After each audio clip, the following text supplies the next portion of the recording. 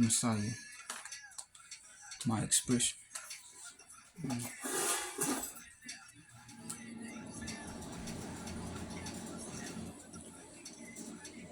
And first off, I'm gonna start off with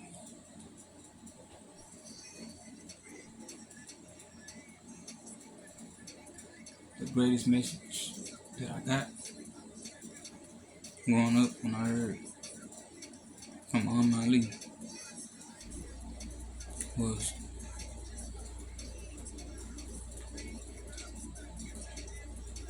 he said, "A wise man, which he who knows his life purposes."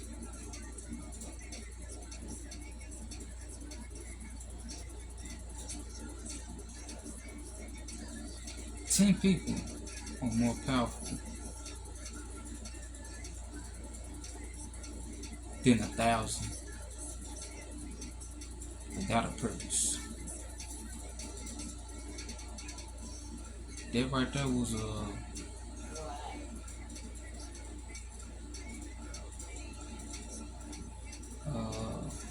deep meaning.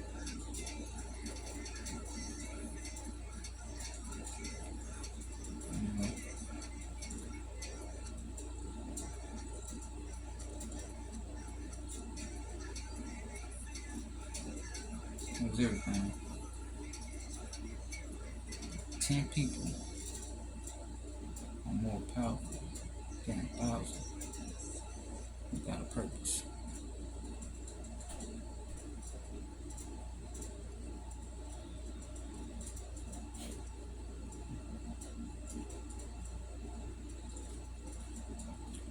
Long as the motto is generating, these are my words as I express myself alone to myself, me, myself, and I.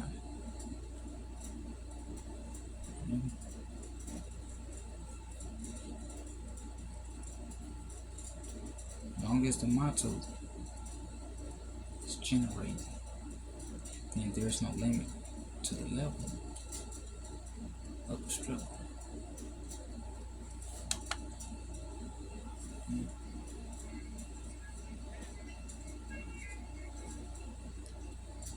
There's no level to the struggle.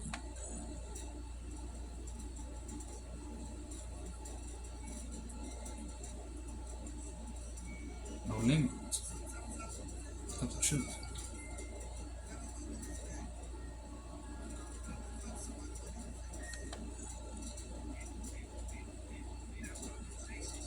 Otherwise, just cause of what I have learned,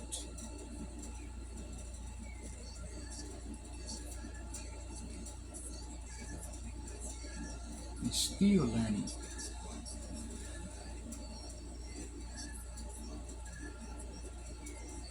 what I know, and still seeking and soul seeking.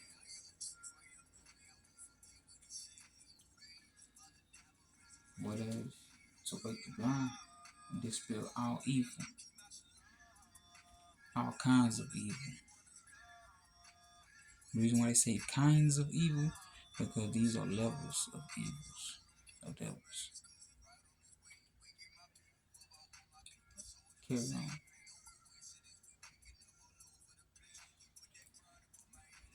Dispel all kinds of evil, anywhere and everywhere.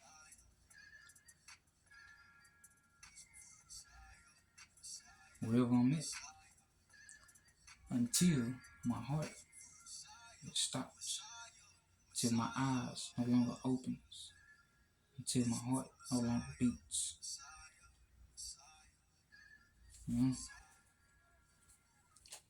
This is more than my motive. As I keep going, my purpose, my journey. Above all else, experience, which is my greatest teacher. Gotta go through it to get to it. From good to bad, from bad to good.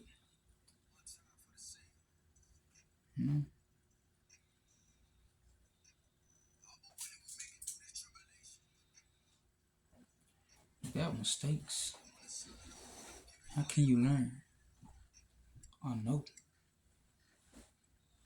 besides someone telling you how to walk on your own two legs based on how they learned it and how fast they learned it? You gotta crawl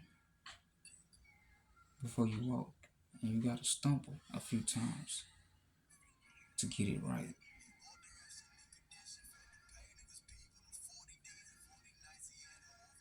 You might not learn the way how they learned it, but you will learn it in the way you will learn it. It's kind of like saying if we both going to the same destination. There was a grocery store up the road, and you give out direction to get there, and I give out a direction to get there. But your direction was this way, and my direction was that way. Your direction was a shortcut and a faster way to get there. My direction was the long way. You know, this probably might take forever to get there, and through traffic, just to get to that location. That would be the some of my differences. But at the same time, there wouldn't be no difference at the end of it because we both went to the same grocery store, the same destination. So that does not define of what I cannot do or what it is, how you got it and how you learned it. Because everyone has a different question in their heart, as I always say. Okay? We were going to the same destination. You just found the faster way to get there. You learned faster to do it. I took my time to do it this way, the way I seen it. But we both made it to the same destination. You got there earlier than I did. I came late. But when I arrived, we both were still there at the same place. You know what I mean? But while you was at the grocery store, and while I was there, and you was early to be there, either you was down there to get whatever you need to get out of there and get out, or whatever purpose that you got there to get early for.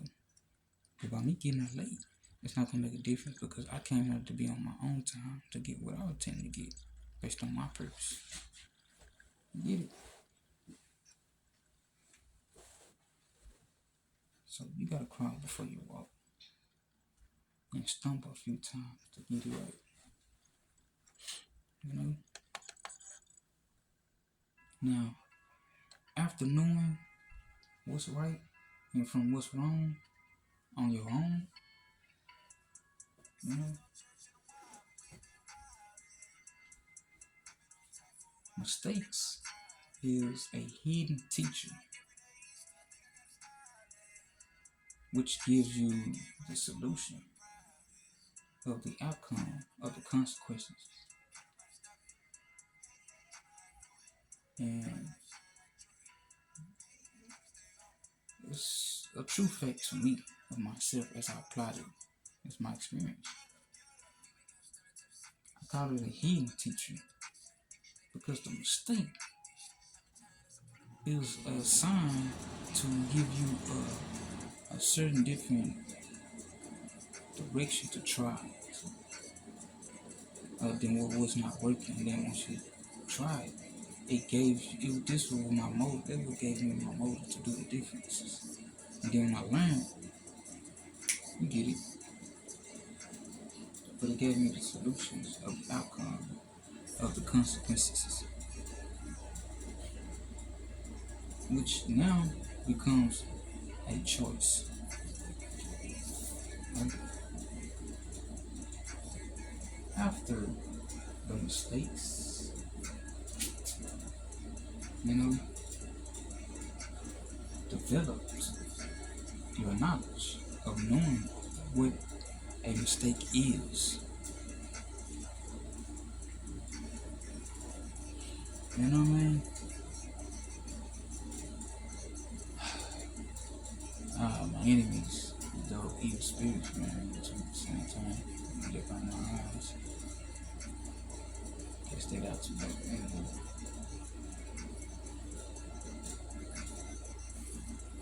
Knowing what is the knowledge of knowing what is a mistake is, it becomes choices. Either you learn from it or you love, whatever it is, he or she that was part of the mistake. Of whoever you might be that you blame for the mistake of your life.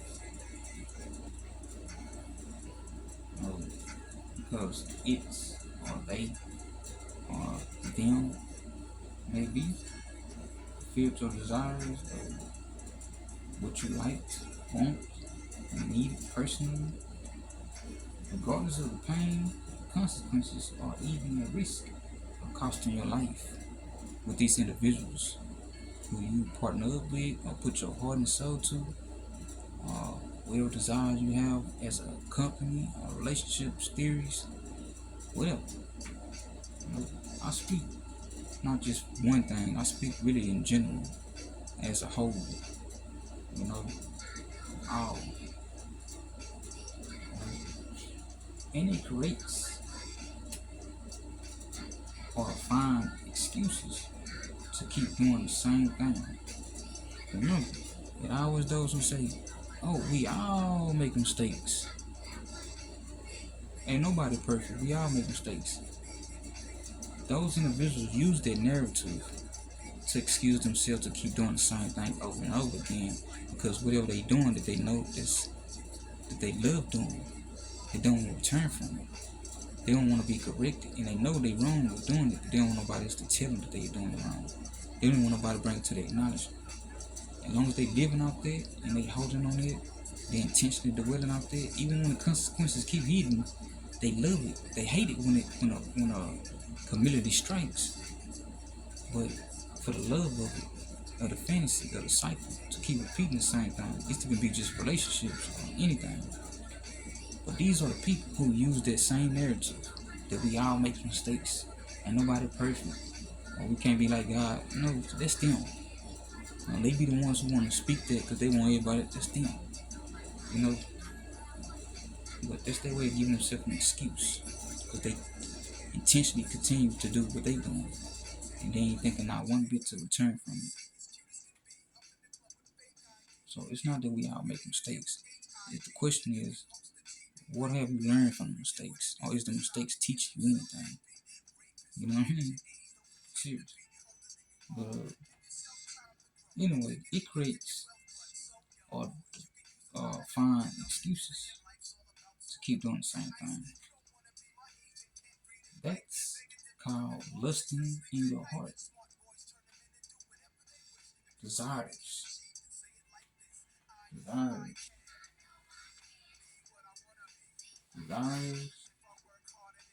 Which wants and needs. And I gotta have it. These are desires. I can't live without it. I love it. I gotta have it. And I need it now.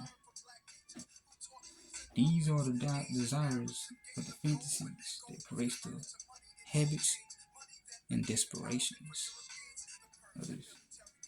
Only something that's afraid of the light of truth, but hidden in the dark, that will support your fantasy and wishes of those individuals, which is the devil himself.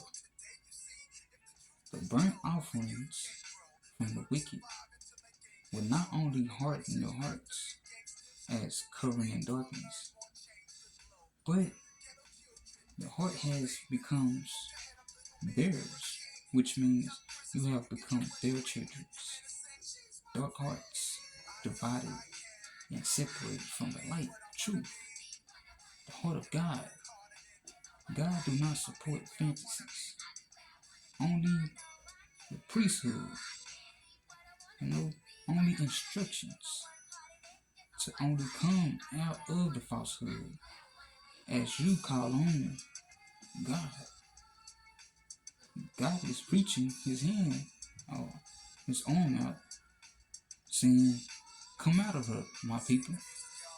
But up to days of days, according to my genetics, of my experience, where's my seekings, the common sense, natural sense, not logically, God of justice is saying, come out of them both. Come out of that snake mouth, the dragon, the womb, the belly of the beast, the children that's trapped in it, the belly of you.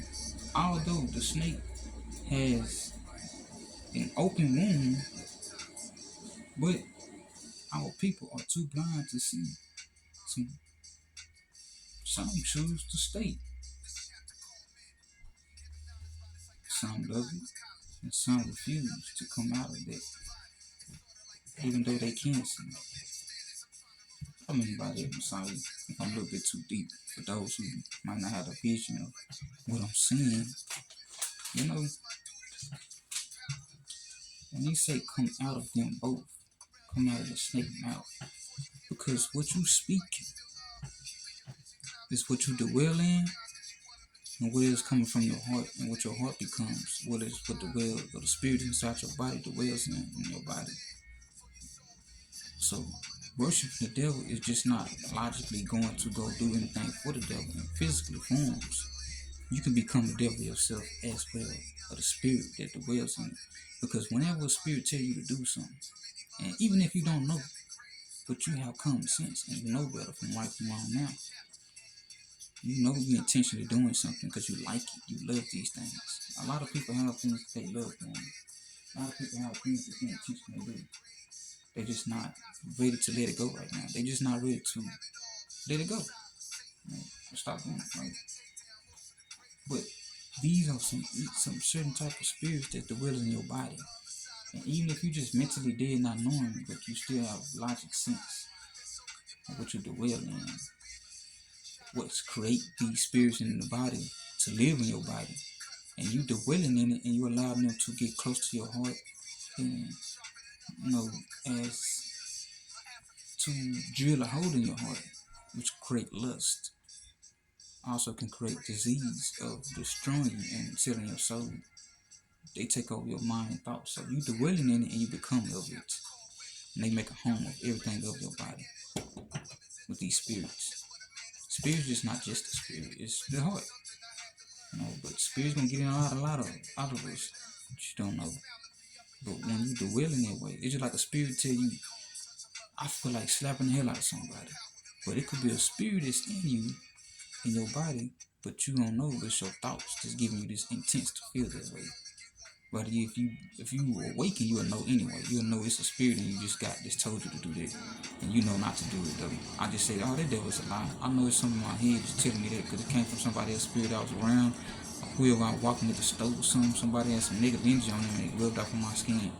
This one you know who you are. You make your own choice. I just say no in my own goddamn head. I just say no. Or I just heard it in my head and just keep going. But I'm talking about for those who just really not really up on their mind to know what's going on. Shit. I get the goddamn devils. But anyway, for those who live in a falsehood, fantasy, the little that they know, every time you call on God, the devil's God responds to you. Because everything of a fantasy, a falsehood, is his or its heart made of.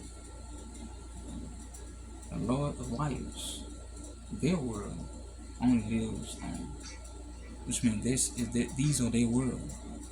Falsehood, fantasy, right? Now, on the other side, where this so-called light is good, but based on imagining it, as pretending to be righteous, as an innocent angel that fell out of heaven. You know what I mean? As a camouflage, in a good form or a special form of an angel.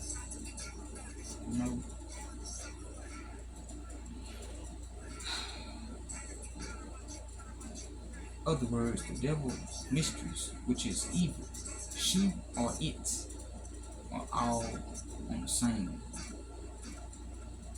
She's the naughty by nature, who is also imagined that she's God.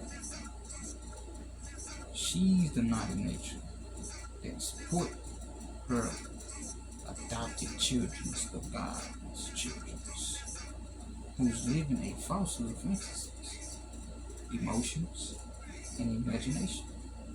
The mother, the great prostitute of Eve, uses sweet for good or righteous or godly. It's like calling a sharp tooth. It's like calling a sharp tooth sweet, but it's still a tooth. It was snake. You know?